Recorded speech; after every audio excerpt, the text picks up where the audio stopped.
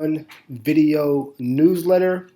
And today we are going to jump back into brand building, brand awareness, and increasing your customer base, making sure your message is able to get out there with legitimacy and certainty. And that is through your website. With the turn of the 21st century, in so many words, the new form of awareness and brand building is online, digital, usually through a website. And so for those that are new to websites, starting a new business or new nonprofit or getting your message out for the first time, you're looking to put a website together, we definitely want to shout out HubSpot and Lindsay Kolowich Cox for putting together the 12 critical elements every website homepage must have. There's an infographic included in this article. And the reason I decided to focus on this particular article is because the homepage is so important, because most prospects are going to just usually visit your homepage and just review your homepage. And if they want more information, then they'll go into the tabs.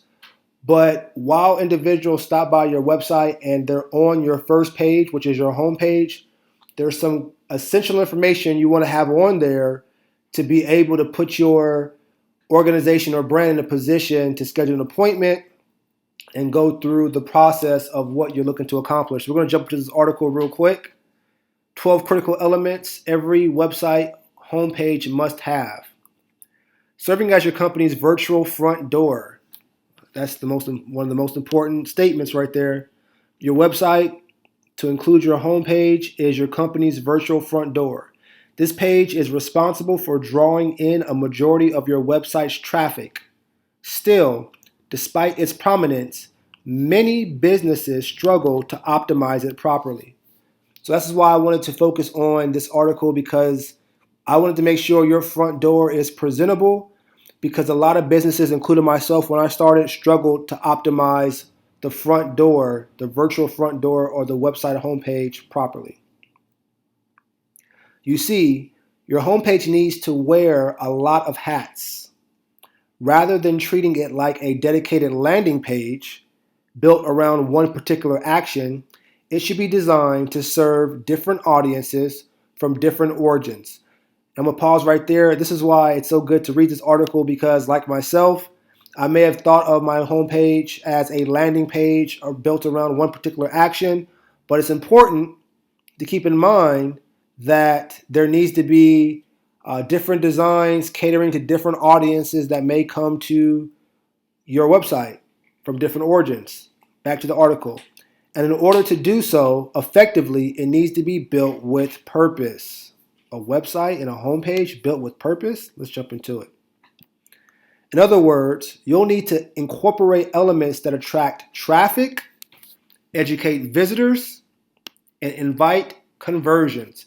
That's what your homepage should be focused on. Attracting traffic, educating visitors, and inviting conversions. What kind of conversions? Fill out the form, schedule an appointment, complete the survey, buy this, become a partner, a member, sell this, apply here, whatever that looks like. And it looks like there's a pretty cool YouTube video attached to this article as well. We may take some time in the future to check it out, but make sure you check out Build the Perfect Homepage with, and forgive me, I didn't get a chance to see the name there, but it looks like it's going to be on point. So to improve the performance of your homepage, check out these elements every homepage must have. So here we go. The 12 critical elements every website homepage must have. So here's the infographic. You never get a second chance to make a first impression is what the first thing the infographic says. We'll make sure I have the link. And then we have 12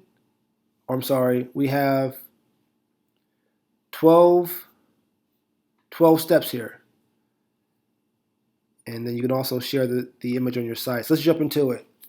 What should I include in your website homepage design? So number one, the headline. Within 3 seconds, a website needs to tell visitors what the business has to offer within 3 seconds.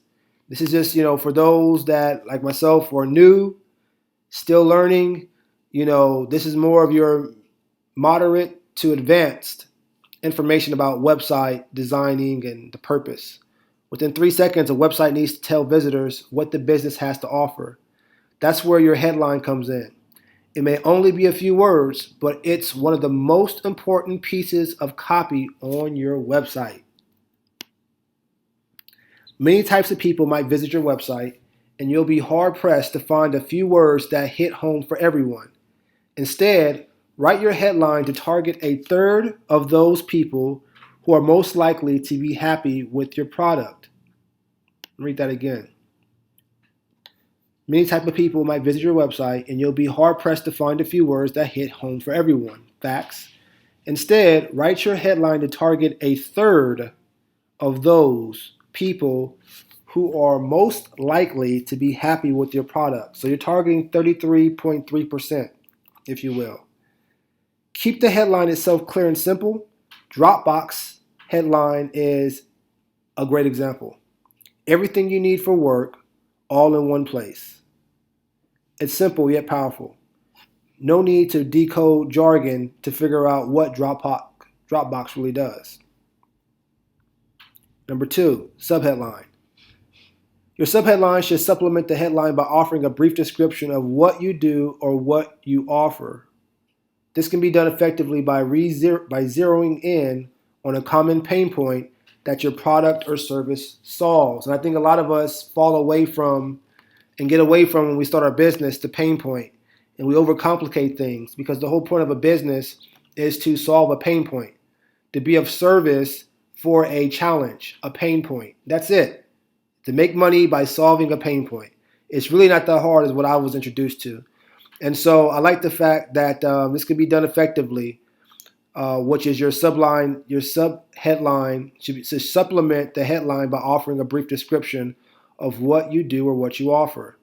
So zeroing in on the pain point through a subheadline, which is supposed to capture someone's attention within 3 seconds through the headline, is all one flow. Here's an example of a great subheadline from Mirror. Hiding in plain sight. It hones in on the primary selling point of the Mirror Gym. It's a full at-home gym, personal trainer, and workout plan all in the comfort of your home without taking up precious square footage with equipment. So for me, I would think that's the description. Mirror's description should be a full home gym, personal trainer, and workout plan all in the comfort of your home without taking up precious square footage with equipment.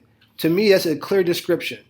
But the subheadline they have is hiding in plain sight from the subheadline. And another example they had in the headline is everything you need for work all in one place. So I take it at some point you're going to jump into the description, but according to this site here, you're looking at simple yet quick, effective words where you saw there's a whole drawn out, full gym, personal trainer, workout plan, all in the comfort of your home without taking up precious square footage with equipment. Take another deep breath, So there's a reason for this. So let's go ahead and have faith and move forward. To optimize your headlines for mobile use, to optimize your headlines for mobile, use larger fonts to give visitors a better experience. So to optimize your headlines for mobile, like cell phones and tablets, use larger fonts to give visitors a better experience. Small fonts could force mobile visitors to pinch and zoom in order to read and interact with the content on your site. Our advice? Use the heading options in your page editor. H1 headings are perfect for this page for page titles. There should only be one H1 on a page. Subheadings should follow the order of hierarchy, H2, H3 through H6, and so on. You can have several of these headings. Just make sure they're in order. For example, you won't want to jump from H1 to H3. Choose an H2 instead. So I'm assuming what they're saying is you go from one larger font and it goes into a smaller font. You don't have several large size fonts at the same time. Let me know what you think about your comments in the comments about subheadline section 2. Primary calls to action.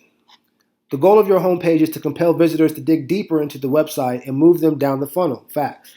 Include 2 or 3 call to actions above the fold that direct people to different stages of the buying cycle and place them in spots that are easy to find.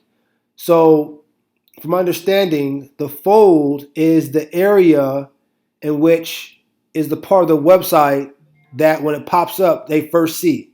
So it's not the whole homepage, the full homepage, it's just the top part. So if nothing else, if nobody wanted to scroll down, let's say they went to your website, it's the first thing they see. And there's a lot more when you scroll down. The first part that they see, this is called the fold page because there's parts under it, like a folding a newspaper. So your fold page has to be able to promote someone to not only scroll down, but to go through the various pages on your website within 3 seconds. So let's keep that in mind when it comes to the website. And let's also keep in mind, now they're getting into some deeper things, a buying cycle. Are you aware there's a buying cycle? You want to increase your customer base. You want more buyers, but there's a cycle for the buyers. And if you don't know this cycle, then you're not able to produce a system or process that will naturally flow from initial awareness to someone purchasing something or signing up for something or applying for something. There's cycles. So definitely want you to note buying cycle. These CTAs, also known as call to action, should be visually striking, ideally in a color that contrasts with the color schemes of your homepage, while still fitting in with the overall design. Take your time and read this when you can. Keep the copy brief, no more than 5 words. I've learned myself the word copy is like the written words, so keep the words brief, no more than 5 words. Copies is like a written, the writing, if you will. Matter of fact, let's see, look up copy. Copy is a thing made to be similar or identical to, okay, we got that. Oh, copy, no, copies of his report. Okay, it's not giving me what I'm looking for, but it's more written. No more than 5 words. Examples of call to actions are sign up, make an appointment, or try it for free. So you got a primary call to action. So keep it, and you want to keep it brief. After School HQ's website features 2 call to actions above the fold, both geared toward program directors who are interested in promoting their after-school programs to families on the site. The note below the longer CTA, create your free profile, gives visitors the nudge they need to create an account. The first step to becoming an after-school HQ provider. So I'm assuming the call to actions are here. 1, sign up. And again, I believe they said you want it to be visually striking. So you got the sign up button here, which stands out, and create your free profile. If I'm not speaking out of ignorance, as your call to actions. Number 4, supporting image. Most people are visual. Make sure to use an image or even a short video that clearly indicates what you offer. Use images that capture emotion, drive action, and visually tell the story you're writing about. The emotional pull is so important when it comes to prospecting and reaching out to your prospective buyers, because you're looking at what they call a feel, felt, and found. And it's kind of a backwards way of looking at it, but ultimately it's kind of no different than feel, felt, found being know, like, and trust. You know, for someone to find you, they mostly have to feel where you're coming from first. And then I believe when they say found, you're talking about finding or felt. Yeah, so in order for somebody to feel you or felt you, they have to first feel you. In order for someone to have felt you, I'm assuming they found you in regards to the place that you are emotionally. I want to say in that regard, but the emotion and driving emotion found when you find someone or you found something, it's a common ground is the bottom line. And the common ground is what I'm trying to get at, is a way that fosters trust. In order to get to a common ground can be the beginning of trust, or the common ground could be the glue of trust at the end of the day. But feel, felt, found, know, like, and trust. Those three words, feel, felt, found is group A, know, like, and trust is group B. Those two kind of correlate for someone to build trust. They found you because they felt you and they feel you. In order for them to know where you're coming from, you got to explain to them where you're coming from and where you are. And that way they can say, hey, I've been there myself. This is, how I've gone through it, or my advice. And they're kind of building that common ground to where someone first had to know you, then had to like you because you're continuing the conversation, and then they're trusting you because now they are maybe taking your advice. If that makes sense. Leave your thoughts on that segment in the comments if that made any sense, or if you want to clean that up a little bit as far as what I was looking to say. To optimize your image for mobile users, use high-quality images that have a reduced file size. Very important. One of my greatest team members and business developer, just when I was just looking to increase my legitimacy and certainty, was like, Donovan, it's a big deal for you to have high-quality images on your sites. I didn't really take that too much seriously. I'm like, hey, look, if you want to buy, you're going to buy. But as you get to a certain point and you're looking to build a certain type of brand and to build that legitimacy and certainty, and how digital marketing and website design is now the front door, you want your door to be the most attractive as it can, and having non-high quality photos and videos is just going to make your brand compete a little harder to get the opportunity or sale or the offer closed, if that makes sense. So having high quality images at this point is just a given that you need in order to compete at the level that you want to compete at or be in or be around. HubSpot customers don't need to worry about this, as images uploaded to HubSpot software are automatically compressed. Otherwise, tools like TinyPNG will do the trick. That's a shout out for you.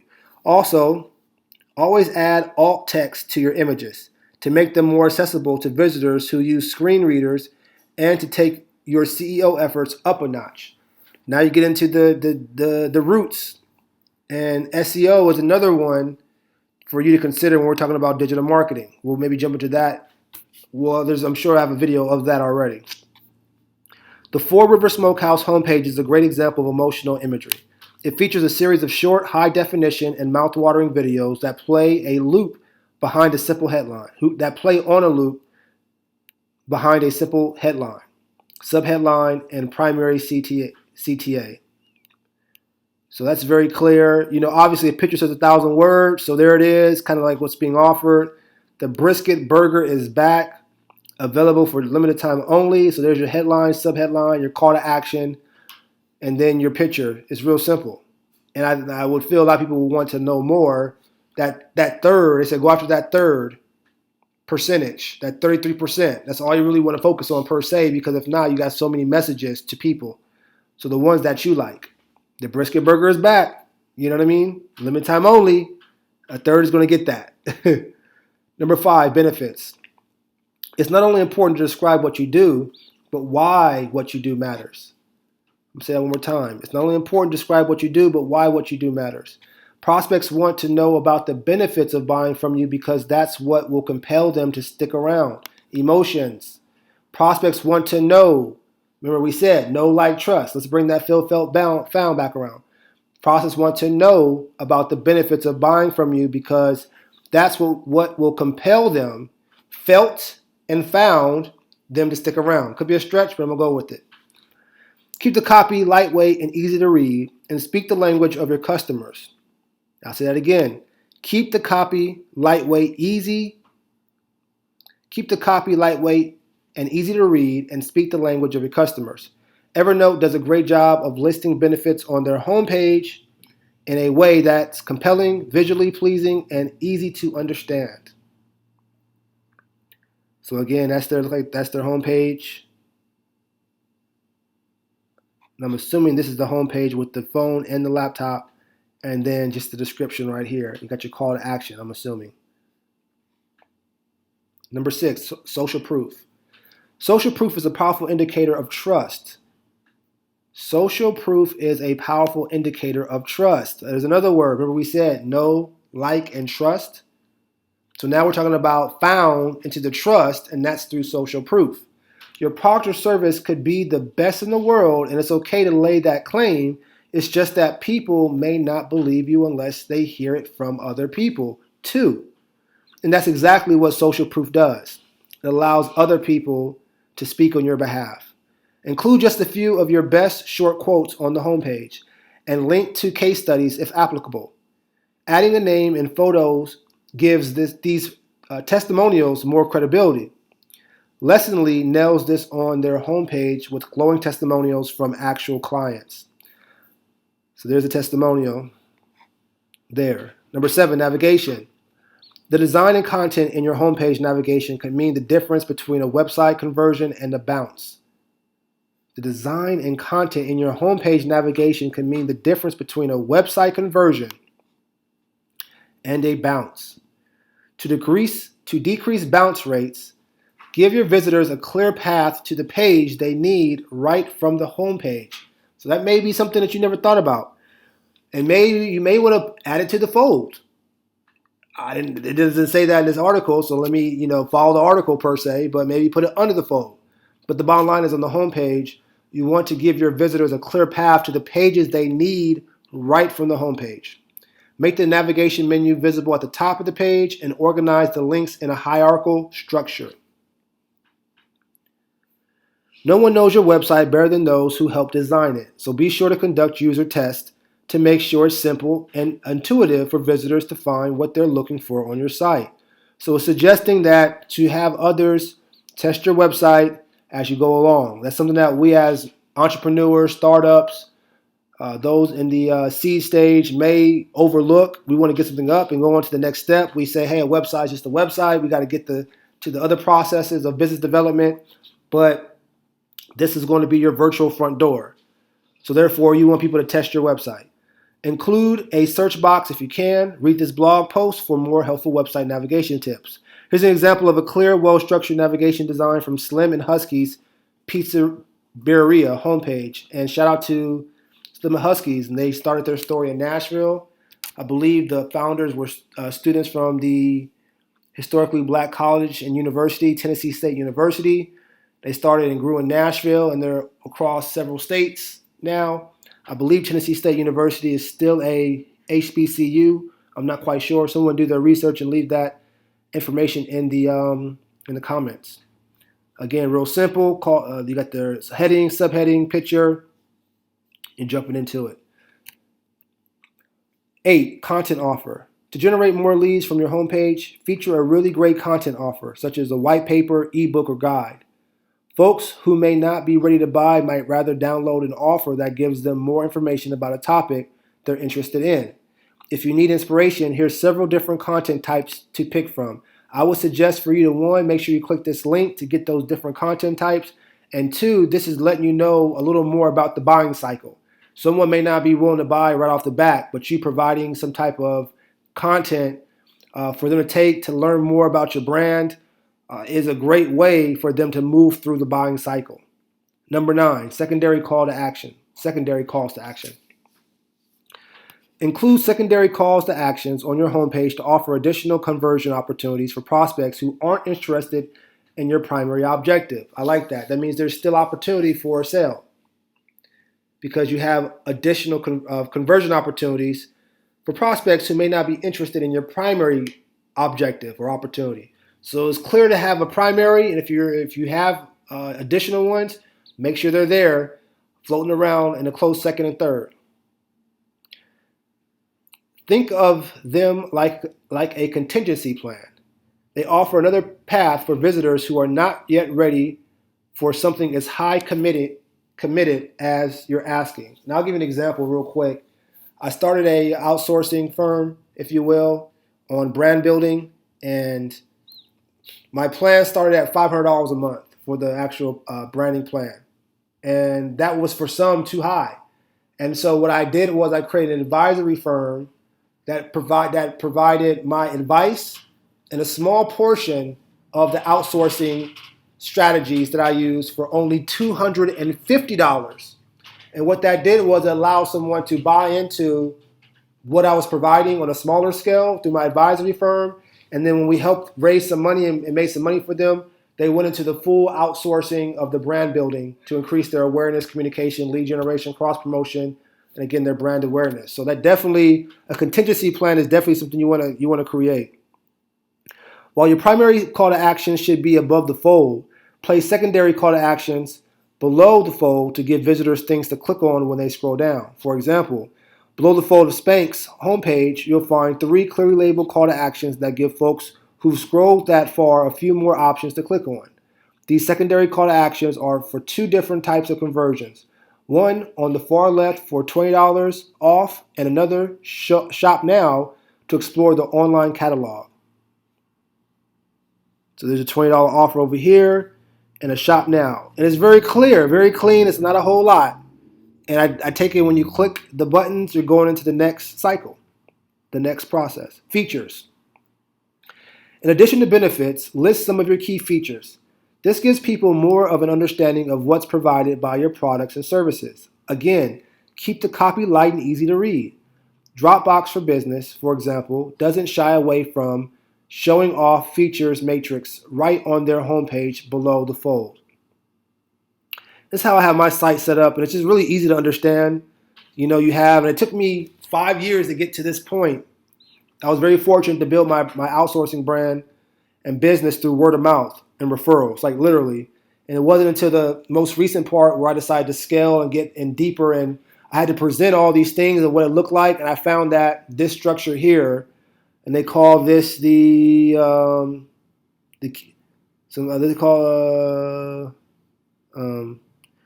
matrix, the features matrix. I think that's what they may call it. But this box of features matrix is really easy to understand, the price and what you get. That's what I have on my site.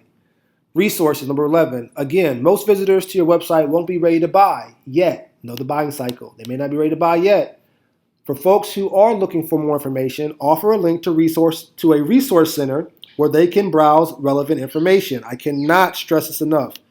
Providing a resource center where they can browse relevant information, yours or someone else's in the relevant trend or industry, is so important because it keeps people close to you. And it shows you as an authority figure or a leader in your field, if you will, or at least building that brand, that perception. Not only does this keep them on your webpage, there it is, for longer, but it also helps you establish your credibility as a thought leader in your industry. Let me just keep reading because I'm apparently skipping ahead. Lovesac adds a resource link to the footer below the fold. Notice how each of these secondary call to actions cover multiple stages in the buying cycle. A credit card link to help customers buy their furniture easily, a fabric swatch guide for those who are looking for the perfect color before making a purchase, and an online catalog for people who are in the market for new furniture but aren't yet ready to make a purchase. Excuse me. So that's what it looks like. So there's your secondaries. Number 12, success indicators. So indicators for success. In addition to customer success stories, both awards and recognition can also help inspire a good first impression. Is your company a critically acclaimed restaurant? Were you voted best new app this year? Let your homepage visitors know of your accomplishments. List social proof. It'll give your business more credibility to those who don't know you. And the whole goal is for get someone to trust you. They're not going to buy until they trust. But in order for them to trust, they have to like you. In order for them to like you, they have to know you. So it's important for them to get to know you by building that credibility. And those success indicators help. On Calendly's homepage, for example, you'll find the names of famous organizations that have recognized them, like Gartner and Dropbox. And that'll do it for you every time. A homepage worth starting. The homepage of your site is the first introduction each visitor will have to your business. I'm going to say that one more time. It's so important. There was a time back in the 90s when websites weren't out yet or were just getting started, and I was listening to a podcast, and this young gentleman got into the .com boom early and learned how to build websites and code, and he was like working a low-skill job and invested this skill on the side. And when it first came out, he was one of the few people that could build websites, and that's all he did all day. And he made 6 figures, and he went to other parts and grew and diversified. But it's to a point now when you're calling and reaching out to mortgage companies saying, hey, a great way for you to build your brand and to get more legitimacy is to start a website, to create a website. It was so new. But now it's to a point in today's era where the homepage of your site is the first introduction each visitor will have to your business. That's how much a website has evolved, and it's very serious business. I'm a cleansing